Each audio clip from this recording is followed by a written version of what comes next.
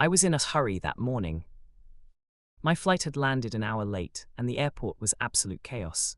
People were everywhere, rushing to get their bags and leave.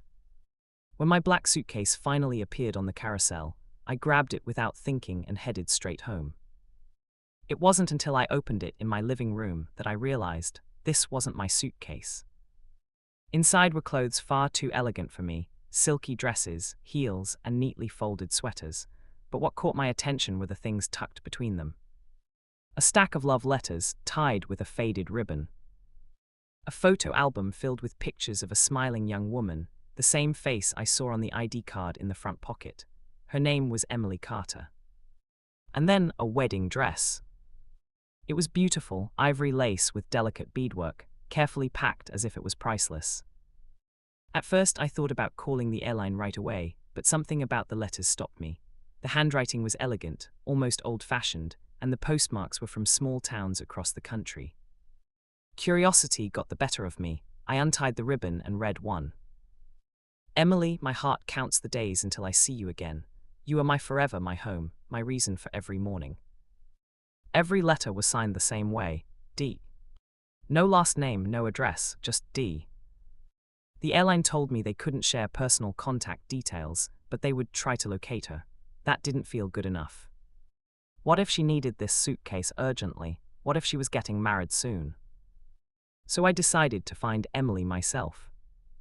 The photo album gave me my first clue. Several pictures were taken at the same cafe by the sea. A quick online search led me to Seabreeze Cafe in a coastal town 2 hours away.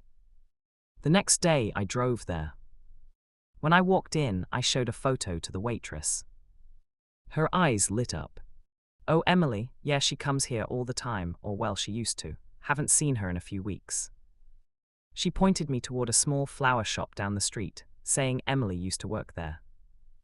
At the flower shop, the owner told me Emily had taken some time off for her wedding. She didn't know where Emily was staying, but said her fiancé's name was Daniel. I was getting closer. The owner mentioned Daniel sometimes helped at the town library, so I went there next. That's where I saw him, shelving books, tall, with dark hair and a kind smile. I walked up and said, "Are you Daniel?" He nodded, curious. I told him about the suitcase. His expression shifted from surprise to relief. "She'll be so happy you found it," he said. "She's been heartbroken. That suitcase has everything for our wedding, the dress, the letters we've written each other over the years, everything." It turned out Emily had been visiting her family when she lost the bag at the airport. The airline told her it was probably gone for good. Daniel called her right there, and within 20 minutes, she came rushing into the library. She hugged the suitcase like it was a person, then hugged me.